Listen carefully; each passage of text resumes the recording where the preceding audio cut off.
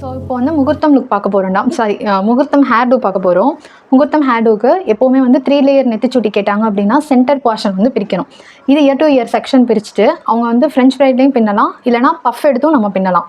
But back side வந்து ஜடை வைக்கிற மாதிரி இருந்துச்சு அப்படின்னா பேக் சைடு வந்து ஃப்ரீயாக விட்டுருங்க. அந்த ஜடை வச்சு நம்ம தச்சிருவோம். ஓகே, ஃப்ரண்ட்டுக்கு மட்டும்தான் வந்து நம்ம ஃபோக்கஸ் பண்ணுற மாதிரி இருக்கும்.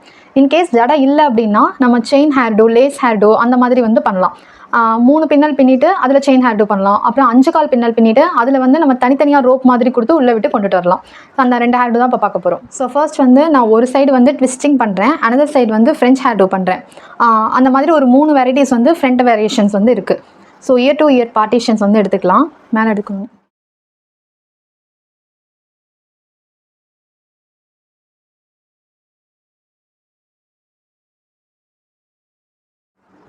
நான் இங்கேருந்து ஃப்ரெஞ்ச் பிரைடு வந்து நான் ஸ்டார்ட் பண்ணுறேன் பின்னல் மூலயமா. அதுக்கு ஃபர்ஸ்ட் லேயரை மட்டும் நம்ம எடுத்துகிட்டு, அதாவது இப்போ ஒரு ஃபுல் லேயர் இருக்குதுன்னா இதில் வந்து 1/4 பேட்சஸ் மட்டும் தான் நம்ம எடுக்கணும். ஸோ இந்த மாதிரி எடுத்து கோம் பண்ணிவிட்டு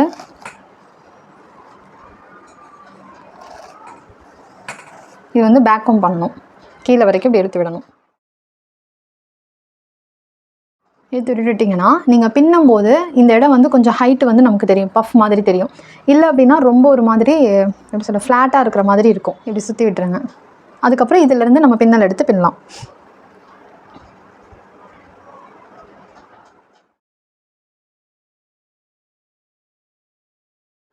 இந்த மாதிரி 3 பார்ட்டிஷன் எடுத்துகிட்டு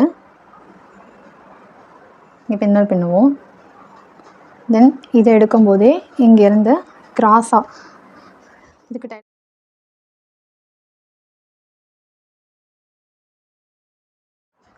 ஃப்ரண்ட்டில் மட்டும்தான் எடுக்கணும், பேக்கில் இருந்து ஹேர் எடுக்கக்கூடாது. இது இருக்க அப்படி டைகனலாக போகணும்.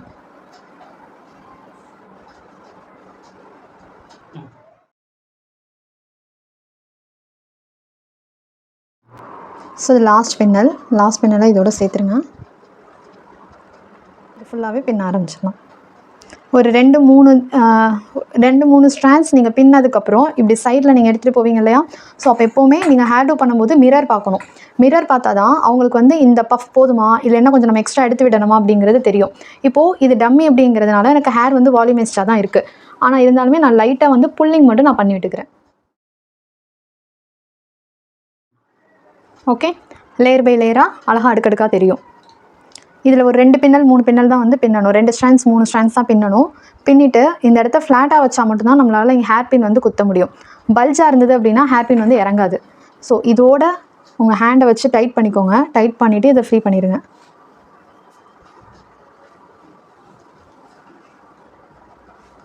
நான் இப்போதைக்கு வந்து இந்த கிளிப் போட்டுக்கிறேன்.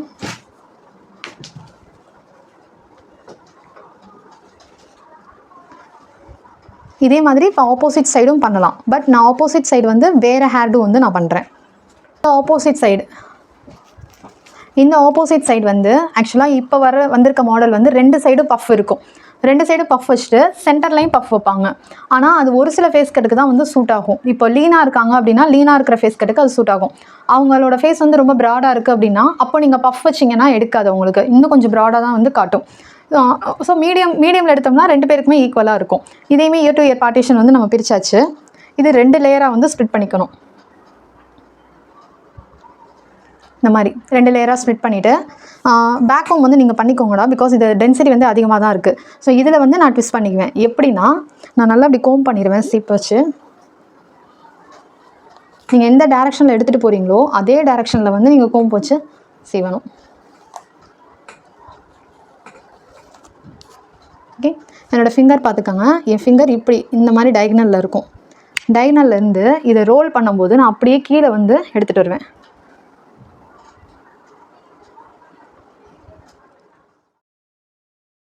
ஹேர் பின் வச்சு செக்யூர் பண்ணிடணும். இது ஃபர்ஸ்ட்டு. டைட்டாக கூட போட்டுக்கோங்க, நான் இதுக்கு மேலே தான் இது வரும்.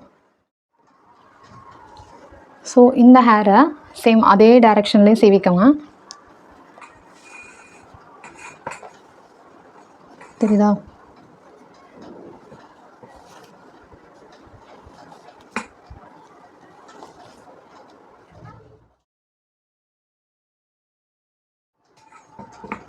ஓகே, இந்த மாதிரி வரும்.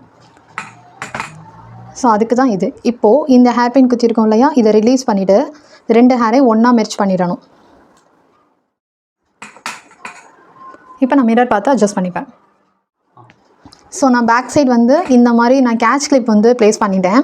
ஏன்னா முடி வந்து கொஞ்சம் டென்சிட்டி அதிகமாக இருக்கிறதுனால ஹேர் பின் வந்து செட் ஆகாது. புல்லிங் வந்து எப்படி எடுக்கணும்னா, உங்களோட இந்த 2 ஃபிங்கர் வச்சு தான் நீங்கள் எடுக்கணும்.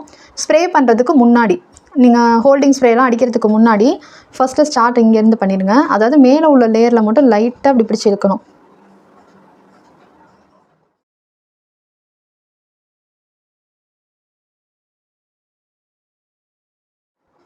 ஸ்ப்ரே பண்ணதுக்கப்புறம் இது எல்லாமே ஒரு லேயராக தெரியும்.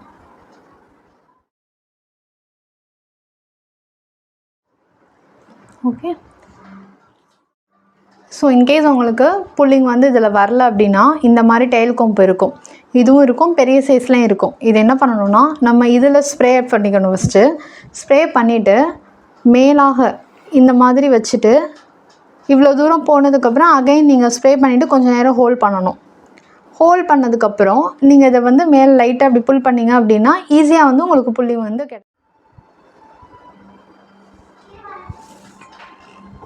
Front variation. ஸோ மேக்ஸிமம் வந்து இந்த மாதிரி தான் பண்ணுவாங்க ஃப்ரண்ட்டுக்கு.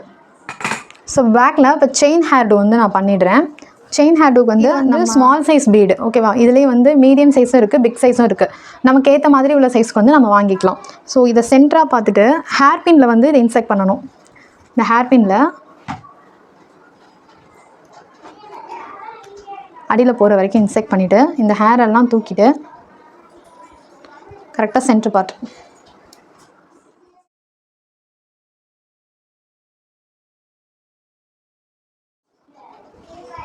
நான் இந்த அப்வர்ட் டைரெக்ஷனில் ப்ளேஸ் பண்ணியிருக்கேன். தென் இதை லாக் பண்ணுறதுக்கு நான் இன்னொரு ஹேர் பின் எடுத்து இப்படி ஸ்லீப்பிங் லைனில் வந்து ப்ளேஸ் பண்ணிப்பேன். இன்னொன்று இல்லையா, இவ்வளோ இருக்குது.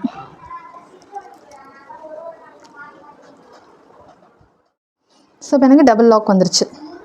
ஓகேவா. இப்போ இந்த செயினை வந்து நம்ம டச்சே பண்ணக்கூடாது. ஆக்சுவலாக அந்த செயினை 2ஆக ஸ்ப்ளிட் பண்ணி ஃப்ரண்ட்டில் போட்டுறணும்.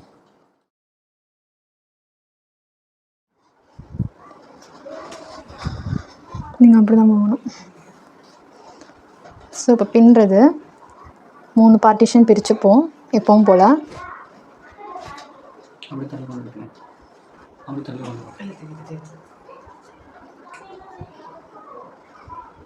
ஓகேங்களா.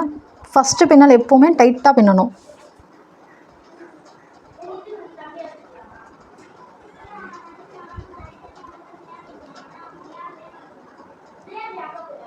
ஃபஸ்ட்டு பின்னலுக்கு செயினை எடுக்கக்கூடாது.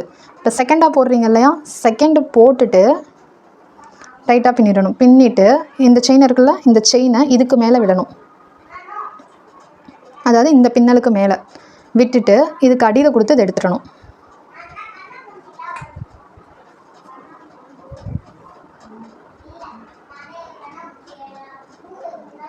ஓகே. இது இப்போ இந்த ஆப்போசிட் சைடில் போயிடணும். அந்த செயினை இந்த ஆப்போசிட்டுக்கு வரணும்.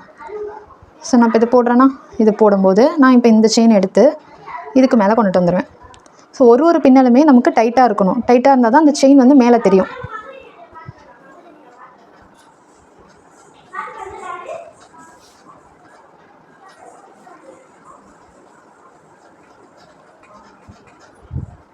அந்த ஆப்போசிட் சைடில் இருக்க செயின் எடுத்து நான் இது மேலே போட்டுருவேன்.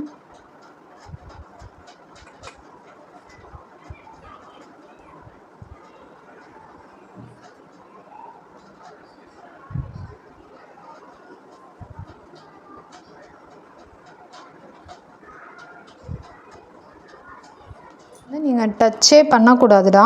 ஒன்ஸ் உள்ளே நீங்கள் கொடுத்துட்டீங்க அப்படின்னா இந்த ஜடையை நீங்கள் டைட் பண்ணும்போது இந்த செயினை இழுத்து டைட் பண்ணிக்கணும். உங்களோட ஃபிங்கர் தான், உங்களோட 10 ஃபிங்கருமே வேலை பார்க்கணும்.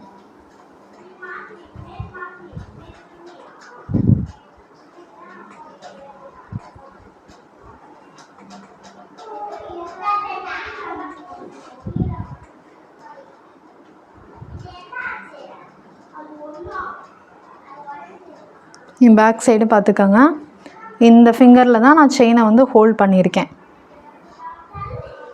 நான் இதை எடுக்கும்போது இதுக்கு ஆப்போசிட்டில் உள்ள செயின் உங்களுக்கு பார்க்கும்போதே ஆட்டோமேட்டிக்காக வந்து கொஞ்சம் ஹைட்டாக இருக்கும். எந்த செயின் ஹைட்டாக இருக்கோ அதை வந்து இதுக்கு ஆப்போசிட்டில் எடுத்துக்கோங்க.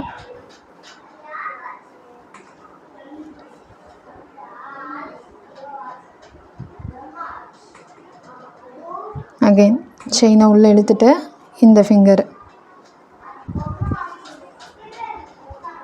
தென் இது மேலே போடுறேன். இந்த செயின் எடுத்து இதுக்கு மேலே இது உள்ளே கொடுத்து இந்த ஃபிங்கரில் நான் ஹோல்ட் பண்ணிப்பேன். ஸோ இதே மாதிரி கண்டினியூ பண்ணணும். ஒன்ஸ் கம்ப்ளீட் ஆனதுக்கப்புறம் நீங்கள் நார்மலாக இங்கே என்ன பண்ணால் பேண்டு போட்டுருவீங்க. பேண்டு போட்டதுக்கப்புறம் அந்த பேண்டு தெரியாமல் இருக்கணும்னா இதே செயினை வந்து நம்ம ரோல் பண்ணி விடுவோம். இது நிற்குமா? ஸோ இதுக்கு கீழே வந்து அந்த ஜிமிக்கி மாதிரி குஞ்சலம்னு நாங்கள் சொல்லுவோம், அது வந்து வச்சு செட் பண்ணிடலாம். இல்லை நம்ம நார்மல் எனக்கு ரியல் ஹேர் தான் வேணும், எனக்கு அது வேண்டாம் அப்படின்னா இதே செயின் தான் கொஞ்சம் எக்ஸஸாக எடுத்து இங்கே வந்து நான் இதுக்கு இன்ஸ்டீடாக பேண்டு போட்டுருவேன். பேண்டு போட்டுட்டு இந்த செயினை அப்படியே நான் ரோல் பண்ணி விட்டுருவேன். ஃபுல்லாக ரோல் பண்ணிவிட்டு கடைசி ரோலுக்கு வந்து நான் என்ன பண்ணுவேன்னா, ஹேர்பின் கொடுங்க.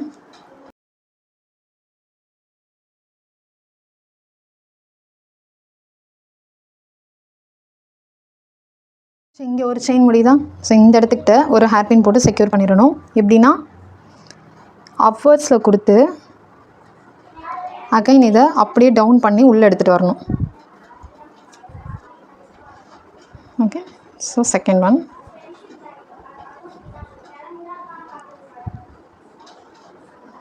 இதுவுமே இப்படி தான் எல்லா செயினையும் சேர்த்து அப்வர்ட்ஸில் கொடுத்து இதை அப்படியே டவுன்வர்ட்ஸில் பண்ணி உள்ளே கொண்டுட்டு வரணும். ஸோ இப்போ செயின் வந்து டைட்டாக நிற்கும் நமக்கு. ஸோ ஒரு ஃபிங்கர் நீங்கள் வந்து இப்படி போட்டுருவீங்க, ஒரு ஸ்ட்ராண்ட்ஸை வந்து இப்படி போட்டுருவீங்க. போட்டுட்டு செயினை உள்ளே கொடுத்து இழுக்கும்போது இந்த 2 ஃபிங்கர் ஹோல்ட் பண்ணிக்கும் செயினை. மீதி இந்த 2 ஃபிங்கர் வந்து உங்களோட ஹேர் வந்து ஹோல்ட் ஆகிருக்கும். அதை அப்படியே மாற்றி மாற்றி பின்னி உள்ளே எடுத்துகிட்டு வரும்போது ஆப்போசிட் செயினை தான் வந்து நீங்கள் மாற்றி போட்டுட்டு வரணும். அதே மாதிரி இங்கே இதுவும் முக்கியம். இது வந்து டபுள் லாக் மாதிரி. நீங்கள் மேலே மட்டும் பண்ணிங்க அப்படின்னா கீழே உருவிட்டு வந்துடும். ஸோ அதனால தான் ஃபர்ஸ்ட் வந்து அப்பர்வர்ட்ஸில் கொடுத்து அதுக்கப்புறம் டவுன்வர்ட்ஸில் இழுக்கும்போது நமக்கு டபுள் லாக் மாதிரி ஆகிடும். இப்போ இதில் வந்து நீங்கள் ஃப்ளாஸ் வந்து வச்சுக்கலாம். அவங்க என்ன ஃப்ளாஸ் விரும்புகிறாங்களோ அது வந்து வச்சுக்கலாம். இதில் இருந்ததே இப்போ ஒரிஜினல் ஃப்ளாராக இருந்தது அப்படின்னா ஒரிஜினல் ஃப்ளாரை நீங்கள் இங்கே மட்டும் தான் வைக்க முடியும். ஓகேங்களா? நான் இப்போ ஆர்டிஃபிஷியலில் நான் இதை எடுத்திருக்கேன், பீடு வச்ச மாதிரி. ஸோ முகூர்த்தம்னாலே நம்ம கோல்டு தான் ஆஸ் யூஷுவல். ஸோ இப்படி வச்சுட்டு யூபின் வச்சு இதுக்கு செக்யூர் பண்ணணும். யூபின் செக்யூரேஷன்ஸ் பார்த்துக்கோங்க. இங்கே நல்லா டைட்டாக பிடிச்சிட்டு இதுவுமே சேம் உள்ளே கொடுத்துட்டு அகைன் உள்ளே போய்ட்டு டபுள் லாக். ஓகே, அப்புறம் சென்டர்.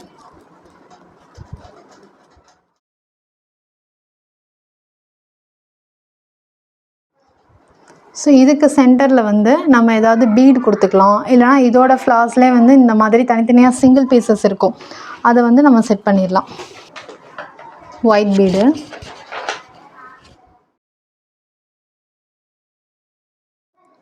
இப்போ என்ன பண்ணணும்னா ஹேரை வந்து லைட்டாக புல் பண்ணி ஸ்ப்ரெட் பண்ணணும். வெளியில் இருக்கிற ஹேரை லைட்டாக இப்படி பாப் அவுட் பண்ணிங்க அப்படின்னா செயின் இன்னும் கொஞ்சம் அழகாக தெரியும்.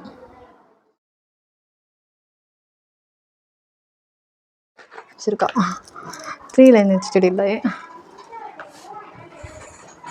ஸோ நான் நார்மலாக வைக்கிறேன்டா.